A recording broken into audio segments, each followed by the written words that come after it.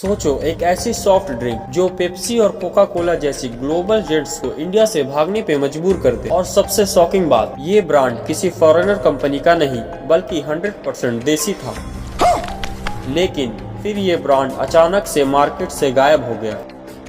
मैं बात कर रहा हूँ कैंपा कोला की, जिसे आज हम बड़े ही मजे से पीते हैं। तो आखिर कैंपा कोला क्या था, कैसे बना ये इतना बड़ा ब्रांड और कैसे इसने दुनिया की बड़ी बड़ी कंपनीज को पीछे छोड़ दिया, आज की इस वीडियो में मैं आपको बताऊंगा कैंपा कोला का पूरा इतिहास।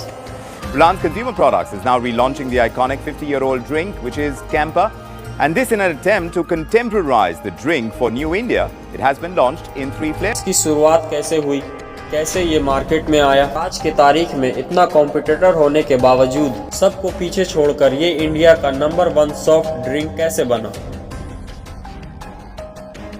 तो व्यूअर्स, आपसे गुजारिश है कि वीडियो को पूरा देखिएगा, क्योंकि इस वीडियो में ऐसे ऐसे ट्विस्ट हैं जो आपको हिला कर रख देंगे। तो इस कहानी की शुरुआत होती है साल 1970 के आसपास। उन दिनों इंडिया में कोल्ड ड्रिंक के नाम पर सिर्फ 2 नाम होते थे, कोका कोला और पेप्सी। शादी, हर पार्टी और हर सिनेमा हॉल में बस इसी ब्रांड का राज था। मार्केट में देसी कंपनीज के लिए कोई जगह ही नहीं थी। लेकिन फिर आया साल 1977। इंडियन गवर्नमेंट ने एक ऐसा फैसला लिया जिसने पूरी कोल्ड ड्रिंक मार्केट को हिला कर रख दिया।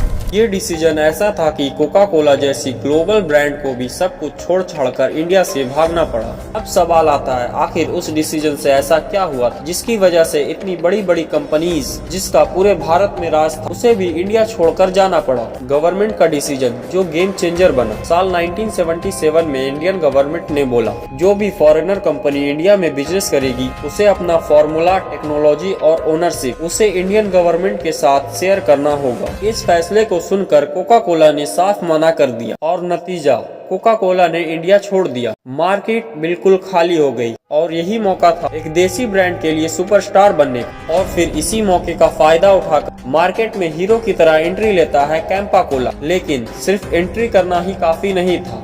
यहाँ पर एक बहुत बड़ा सवाल था, क्या एक इंडियन ब्रांड लोगों के दिमाग से कोका कोला का टेस्ट मिटा सकता है? इसके लिए कैंपा कोला ने एक मास्टर स्ट्रोक आइडिया सोचा और कैंपा कोला ने सबसे पहले एक काम किया, मेड इन इंडिया को अपनी ताकत बना ली और ब्रांड का स्लोगन रखा, द ग्रेट इंडियन टेस्ट।